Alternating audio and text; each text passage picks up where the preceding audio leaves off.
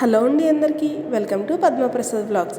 చామదుంపలతో ఇలా ఒక్కసారి crunchy ఫ్రైని try చేయండి. అబ్బా, ఎంత బాగుందో తెలుసా అండి.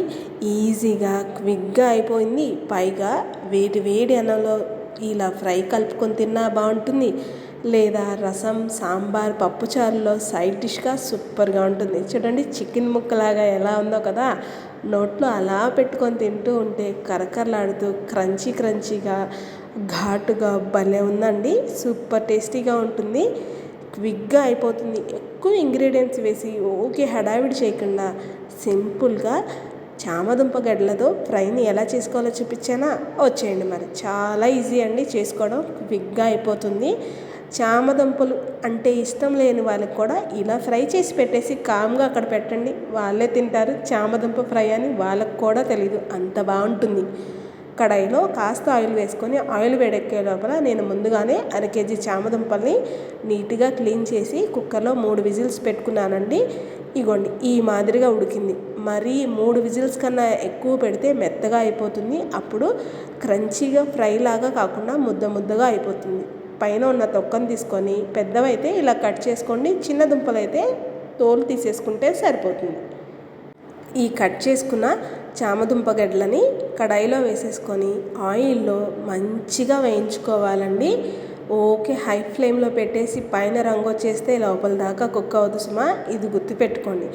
లో టు మీడియం ఫ్లేమ్లో పెట్టుకొని కనీసం నాకు మంచిగా గోల్డెన్ కలర్ రావడానికి పావు గంట పైనే పట్టిందండి. 15 నిమిషాల పైనే పడుతుంది. సో కొంచెం ఓపికగా దగ్గరే ఉండి వేయించుకుంటూ ఉండండి. దీనికి కాంబినేషన్ కింద నేను మంచి రసం చేశానండి, టమాటా రసం. దాని లింక్ కూడా నేను కింద ఇస్తాను, ఎవరికైనా కావాలంటే ప్లీజ్ ఒకసారి చూడండి, సరేనా? ఈ రెసిపీకి రసం కానీ సాంబార్, పప్పుచారు లేదా వేడి వేడి అన్నంలో ఈ ఫ్రైని అలా కలుపుకు తిన్నా కూడా చాలా బాగుంటుంది. నేను ఫ్రై చేసి పక్కన పెట్టేసి ఊరికే మా బాబుని టేస్ట్ చేయనా అన్న అంటే, ఏంటమ్మా పొటాటో ఫ్రైయా అన్నారు. అవును అని చెప్తే ఒక పట్టు గట్టిగానే పట్టాడండి. తర్వాత చెప్పాను చామదుంపల ఫ్రై అని. ఎందుకమ్మా ఎప్పుడు పులుసు చేస్తావు, ఇలా ఫ్రై చేసి పెట్టు, నేను కూడా ఇష్టంగా తింటాను అన్నాడు. అప్పుడు నాకు అర్థమైంది, పిల్లలు తినని కూరని కూడా వాళ్ళకి నచ్చే విధంగా వండితే ఖచ్చితంగా తింటారు కదా. మంచిగా గోల్డెన్ కలర్ లాగా వేగాయి కదా. పావు గంట తర్వాత దీంట్లోనే ఒక పావు టీ స్పూన్ పసుపు, రుచికి సరిపడా ఉప్పు,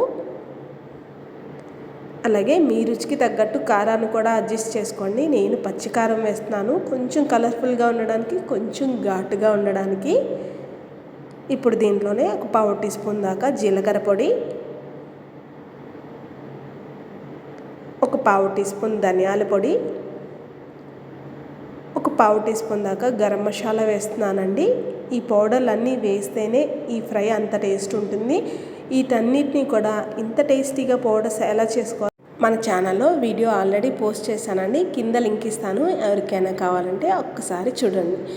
దీంట్లోనే 2 రెబ్బల ఫ్రెష్గా తుంచుకున్న కరివేపాకును కూడా వేసి ఇంకొక 2 నిమిషాలు వేయించుకుంటే అంతే అండి, ది బెస్ట్ అయిన చామగడ్డల ఫ్రై రెడీ అయిపోతుంది.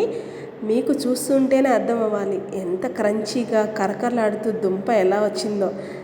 చూడటానికి కాదండి, టేస్ట్ కూడా సూపర్గా ఉంటుంది. ఇలా ఒక్కసారి ట్రై చేయండి, సూపర్ అంటే సూపర్. చామగడ్డలు ఇష్టం లేని వాళ్ళు కూడా ఇష్టంగా తింటారు. అలాగే మన ఛానల్లో చామగడ్డల పులుసు కూడా ఎలా చేసుకోవాలో నేను వీడియో ఆల్రెడీ పోస్ట్ చేశాను, ఎవరికైనా కావాలంటే ప్లీజ్ ఒకసారి విజిట్ చేయండి. చూసారా, క్రంచీ చామగడ్డల ఫ్రై అయితే రెడీ అయిపోయింది కదా. నచ్చిందండి మీకు ఈ వీడియో? అయితే లైక్ చేయండి, మన ఛానల్ని సబ్స్క్రైబ్ చేసుకోండి. నేను మరిన్ని కొత్త వీడియోస్తో మేము ముందుకు వస్తూ ఉంటాను. ఇక స్టవ్ ఆపేసి వేడి అన్నంలో వేసుకొని ఒక పట్టు గట్టిగా పట్టేద్దామా అన్నట్టు మర్చిపోయాను. మీరు ట్రై చేస్తే ఈ చామగడ్డల ఫ్రై ఎలా వచ్చిందో కామెంట్ చేయడం మర్చిపోకండి సుమా. ఉంటాను మరి.